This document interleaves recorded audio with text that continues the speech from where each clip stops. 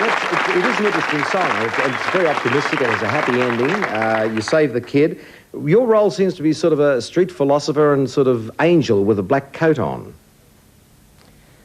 Yeah, it's the video is actually based on a movie that was made, a Frank Capra movie that he made with Jimmy Stewart called "It's a Wonderful Life."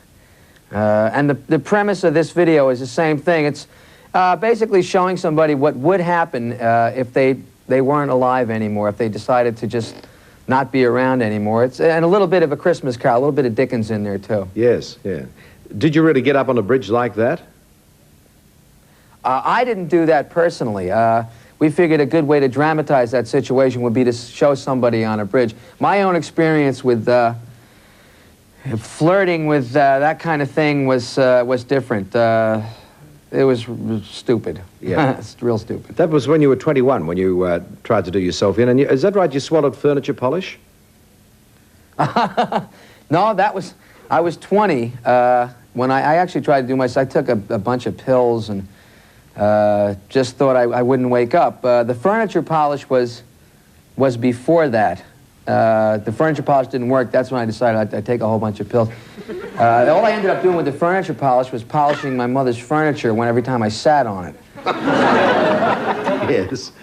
You gave it a high buff finish, did you? Oh, she had the best furniture on the block. But it was a really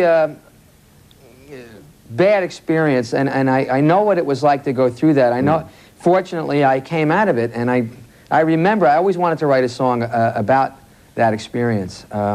Not necessarily concentrating so much on suicide, more like being able to handle making mistakes. I think a lot of people aren't aware that it's part of the human experience. Make mistakes. It's okay to make mistakes. You're only human. Make mistakes. It's fine. Yes, that's probably why you came up with the lyrics that just work so beautifully. I mean, they are very economical lyrics, but they say all that you've just said then.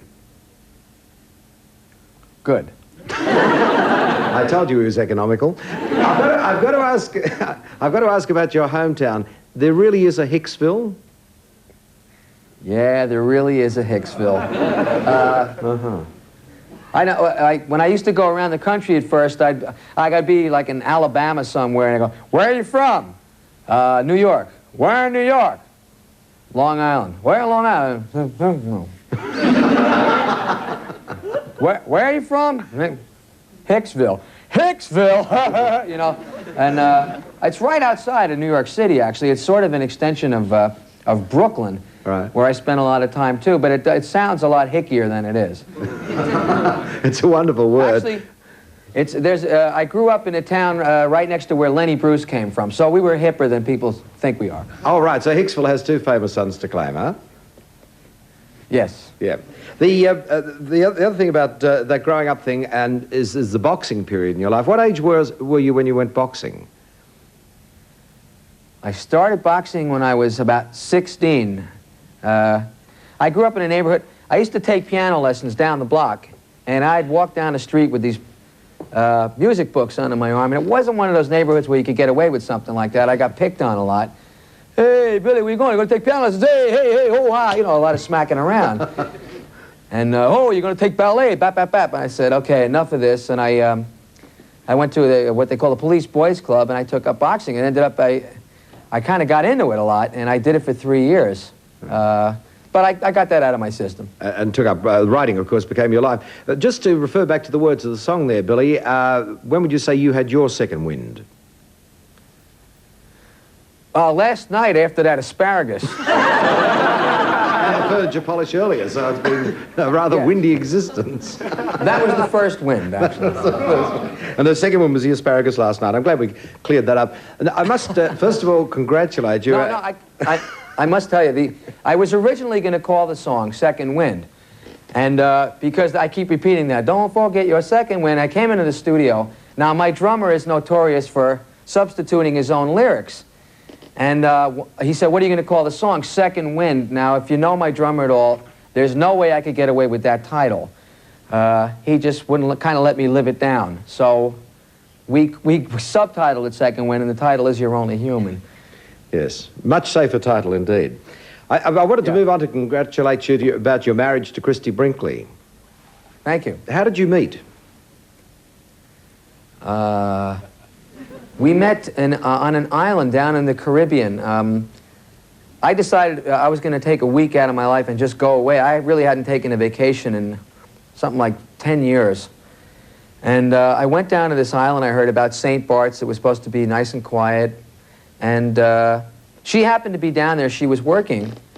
And she showed up one night at this hotel. They had a little piano in the bar, and I had a good couple of drinks, and I was tootling around on the piano when she came over and sat next to me, and we, you know, kind of sang a little bit, and that's how we met. Right. Did she know you were Billy Joel at the time? Yeah, I think she knew who I was. I'm not sure if she was aware of all the music I had done. She knew who I was. Right. I knew who she was. Yes. Well, she's one of the most beautiful women in the world, and I'd imagine even first thing in the morning would be better than the drover's dog. What do you want me to say? No, that's your business. But I do want to say this to you. Congratulations, because you're going to be a daddy. Yeah, I'm really looking forward to it. It's very exciting. Now, you had a pretty tough upbringing, and yet you're going to have a child who's going to have a fairly privileged upbringing. And I wonder what your attitude towards parenting is. Well, I think, I don't know how privileged this kid is going to be. It's not like he's going to grow up in a castle. I mean, I don't live a super plush existence. We try to live fairly normally. You know, everything's relative. I think if you can have a lot of money and no love, and that kind of stinks. I'd rather give the kid a lot of love than a lot of money. As a matter of fact, I hope I have it spent down to the last penny by the time I kick off. You know, I think the kid's going to have to do what they're going to do. Yeah. Billy, I'm unfortunately right out of satellite time. There's much more I'd love to talk to you about, but thank you so much for joining us, and I hope we get a chance to catch up with you. Any plans to come to Australia in the next year or two? Yeah, I would like to, within a year or two, yes, because we haven't been there in a couple of years, and we do plan to do some touring next year, maybe next year. If not next year, early the year right after that. All right. Well, thank you very much for being with us. It's a great pleasure to catch up with you again. And once again, sincere congratulations on You're Only Human. Would you thank Billy Joel for being our special guest in New York? Thanks, Billy. Thank you, Billy. Bit of music then. Isn't he a great guy? And it was nice to catch up with him. And I do hope he lives up to his promise to get down and see us.